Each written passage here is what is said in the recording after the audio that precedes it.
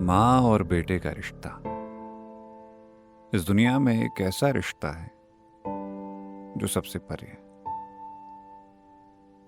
आप सुन रहे हैं कहानी रत्नगर्भा,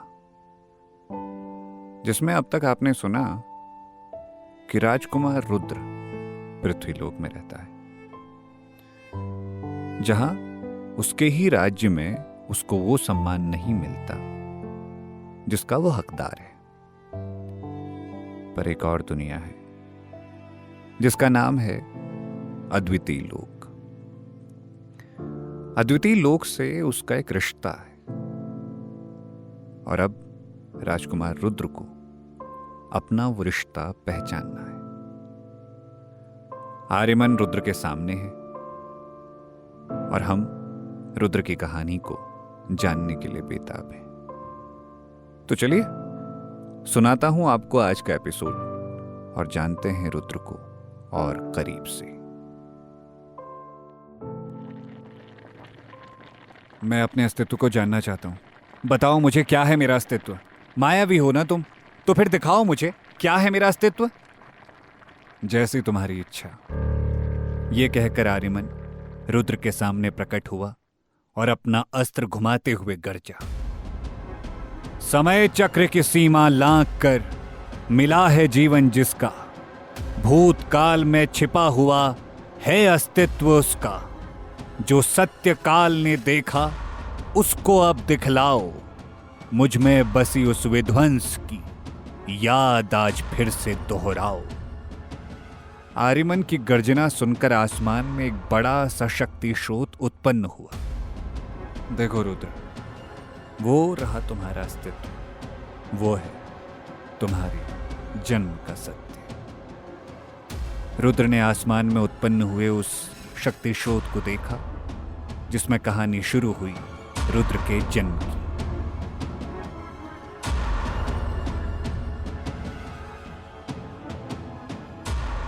आर्यमन महारानी वृंदा के कक्ष में आया। इससे पहले कि वो महारानी के आगे अपना सर झुका पाता, महारानी वृंदा ने कहा, एक बहुत बड़ा संकट आने वाला है आर्यमन, एक बहुत बड़ा संकट। आर्यमन की आंखें संदेह में छोटी हो गई। कैसा संकट महारानी? अनाहिता, वो लौट आई है और भी अधिक ताकतवर बनकर। उसने मेरा बनाया कवच तोड़ दिया। वो इस लोक में विध्वंस मचाने आ रही है। मैंने अपनी दिव्य दृष्टि से देखा, वो हमारे भविष्य का अंत करने आ रही है, इस लोक का रक्षक। आर्यमन ने चिंता से महारानी की तरफ देखा और पूरे विश्वास के साथ कहा, वो अनाहिता है तो मैं आर्यमन हूं, महान महागुरुओं का उत्तराधिकारी। आपकी सुरक्षा मेरा दायित्व है। जिस प्रकार हमने मिलकर खूनी जादूगरों के सम्राट का विनाश किया, उसी प्रकार हम अनाहिता का भी सामना करेंगे। नहीं नहीं नहीं आर्यमन, इस बार यह संभव नहीं। भूलो मत, उस प्रलय का विनाश नहीं हुआ है। वो सिर्फ एक गहरी नींद में सो रहा है। 1000 वर्ष पूरे होते ही वो अपनी नींद से जाग जाएगा और एक बार फिर हर तरफ विध्वंस मचा देगा। उस विध्वंस को रोकने के लिए हमें मेरे गर्भ की रक्षा करनी होगी। तुम्हें याद है ना भविष्यवाणी क्या थी? मुझे याद है और मैं आपकी रक्षा करने के लिए तैयार हूं। आप मेरे साथ आइए, मैं आपको एक सुरक्षित स्थान पर ले जाऊंगा जहां खूनी जादू और खूनी जादूगरों का कोई बस नहीं चल पाएगा। आर्यमन की बात सुनकर महारानी वृंदा ने अपने कदम पीछे खींच लिए। तुम्हें मेरी नहीं, सिर्फ मेरे गर्व की रक्षा करनी है आर्यमन। अर्थात ये कि तुम्हें मुझे यहां छोड़कर जाना होगा। वृंदा, आप सिर्फ इस लोक की महारानी नहीं हैं, मेरी सबसे प्रिय मित्र भी हैं। आप सोच भी कैसे सकती हैं कि मैं आपको यहां अकेला छोड़कर जाऊंगा?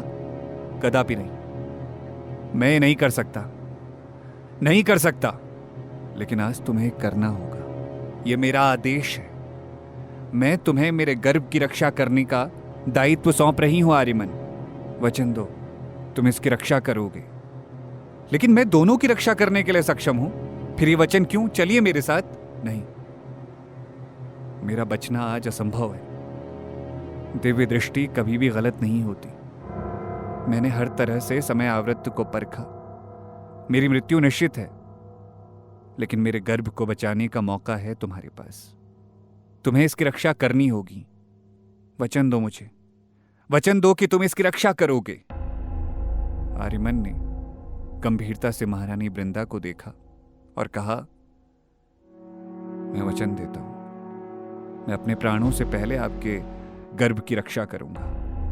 वर्तमान और भविष्य में इसकी रक्षा ही मेरा पहला दायित्व होगा। मैं वचन देता हूं, किंतु आपको भी मुझे वचन देना होगा कि आप खुद की रक्षा करेंगी। मेरे साथ चलिए, मैं आपको एक सुरक्षित स्थान पर ले जाऊंगा और आपकी रक्षा के लिए अपना विश्वास पात्र रखकर जाऊंगा। मैं हर वो अंतिम प्रयास करना चाहता हूं जिसमें मैं आपके प्राणों की रक्षा कर सकूं। ठीक है, मुझे स्वीकार है, महारानी वृंदा ने कहा।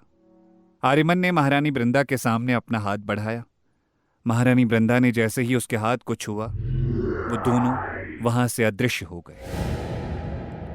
आर्यमन ने वृंदा को ले जाकर अपने पूर्वजों के महल में रखा और एक सुरक्षा कवच का निर्माण किया। आप इस कवच से बाहर नहीं निकलेंगी। मैं अपने मित्र का आह्वान कर चुका हूं, वो कुछ ही क्षणों में यहां आपकी रक्षा के लिए आ जाएगा। यह कहकर आर्यमन ने महारानी वृंदा के गर्भ की ओर देखा और अपने अस्त्र की शक्तियों से उसे अलग कर दिया। आर्यमन गर्भ को लेकर वहां से अदृश्य हो गया, लेकिन आर्यमन को नहीं पता था कि जिस विश्वास पात्र का आह्वान उसने किया है, वो अपने साथ महारानी वृंदा की मृत्यु लेकर आ रहा था। महारानी वृंदा ने शायद सच ही कहा था कि उनकी मृत्यु होना निश्चित था। महारानी वृंदा की मृत्यु होते ही आर्यमन को आभास हो गया, जिसके पश्चात उसने समय आवृत्ति की तरंगों का आवाहन कर उन्हें उस गर्भ की रक्षा का दायित्व सौंपा और रुद्र का जन्म 1000 वर्षों बाद एक दूसरे लोक में हुआ। बीते कल को इतने करीब से देख रुद्र अपने होश खो बैठा। उसने हैरानी से आर्यमन की तरफ देखा। यह सत्य है रुद्र, तुम इस लोक के नहीं हो, तुम एक चेंजलिंग हो। वो दिव्य अंश जिसे तुम्हारे जन्म से पहले ही एक सामान्य भ्रूण में बदल दिया गया था, जिस कारण तुम आज अस्तित्व में हो, लेकिन फिर भी अपने अस्तित्व से दूर हो गए। आज के दिन ठीक इसी क्षण तुम्हारा जन्म हुआ था। आज तुम 22 बरस के हो चुके हो। अब समय अपने दायित्व पूरे करने का है। तुम अद्वितीय लोक के राजकुमार हो, भावी सम्राट हो। आज तुम्हारी आत्मिक शक्ति जागरूक हुई है और तुम्हारी आत्मा ने तुम्हें भेंट स्वरूप ये नील मणि दी है। मैं तुम्हारा जन्मदाता ना सही, किंतु तुम्हारा जीवन दाता हूं। मैं भी आज इस अवसर पर तुम्हें एक भेंट देना चाहता हूं।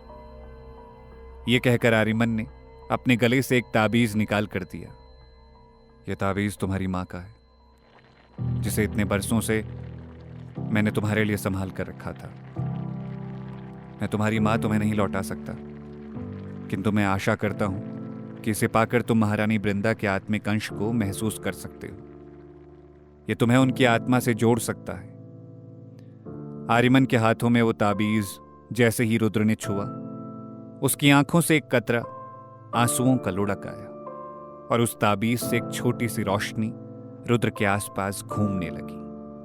अचानक रुद्र गुस्से और दर्द में जोर से चीखा और आर्यमन हैरान हो गया, क्योंकि रुद्र के चीखने भर से आग का वो पूरा दरिया बर्फ बन गया था। आर्यमन ने अपनी छड़ी घुमाई और वो रुद्र को लेकर वापस उस जंगल में आ गया। मैं जानता हूं इस सत्य को स्वीकार करना तुम्हारे लिए कठिन है, किंतु यही तुम्हारी नियति थी। तुम्हारे इस लोक में जन्म लेना तुम्हारी नियति थी, और अब तुम्हारा एक महान मायावी रक्षक बनना भी तुम्हारी नियति ही है। लेकिन अभी बहुत कुछ ऐसा है जो तुम्हें सीखना बाकी है। तुम्हें आर्यमन अपनी बात पूरी कर पाता कि तभी रुद्र ने उसे बीच में रोकते हुए कहा, मुझे अपनी दुनिया में ले चलो। आर्यमन ने रुद्र की बात पर गौर किया और उसे इनकार करते हुए कहा, नहीं, तुम्हें अभी अपनी शक्तियों का केवल 1/4 हिस्सा मिला है। तुम इस क्षण अद्वितीय लोक में आने के काबिल नहीं हो। आर्यमन की बातें सुनकर रुद्र ने उसे घूरते हुए कहा, अभी तुम्ही ने कहा ना मैं उस लोक का राजकुमार और भावी सम्राट हूं। तुम्हें किस प्रकार वहां आने के लिए सक्षम नहीं हो? क्योंकि तुम अभी अपनी शक्तियों से अवगत नहीं हो। तुम्हारे सीने में लगी ये नील मणि अब तक पूर्ण रूप से जागरूक भी नहीं हुई है। ना ही तुम्हारी आत्मिक शक्ति अभी इतनी ताकतवर हुई है कि तुम खूनी जादूगरों का सामना कर सको। और सबसे बड़ी बात, तुम्हें अद्वितीय लोक में आने का द्वार स्वयं खोजना होगा, और वो द्वार तुम तभी खोज पाओगे जब तुम वहां आने के लायक बन पाओगे। उससे पहले तुम्हें खुद को पहचानना होगा, अपनी शक्तियों को पहचानना है। ये लोक अद्वितीय लोक से अलग जरूर है, लेकिन अद्वितीय लोक मृत्यु लोक से जुड़ा हुआ है। किस तरह, ये तुम्हें खोजना होगा। अब तुम लौट सकते हो। नहीं, मैं ऐसे। रुद्र ने अभी इतना ही कहा था कि आर्यमन ने अपना अस्त्र घुमाया और अगले ही पल रुद्र अपने कक्ष में उपस्थित था। रुद्र ने गुस्से से अपनी आंखें भींची। आर्यमन! अभी उसने इतना ही कहा था कि तभी उसके सामने एक किताब आकर गिरी, जिसके ऊपर उसकी मां वृंदा का ताबीज था। रुद्र ने उस किताब और ताबीज को देखा और झुककर वो किताब उठाई। रहस्य लोक के पन्ने? क्या करेगा रुद्र अपनी सच्चाई जानकर? क्या इस किताब में कुछ ऐसा है जो रुद्र की जिंदगी बदल सकता है? तो ये था इस कहानी का 9वां भाग। इस कहानी को लिख रही हैं विशाखा उप्रेती। साउंड और प्रोडक्शन कमल जीना का है। आवाज है पंकज जीना की।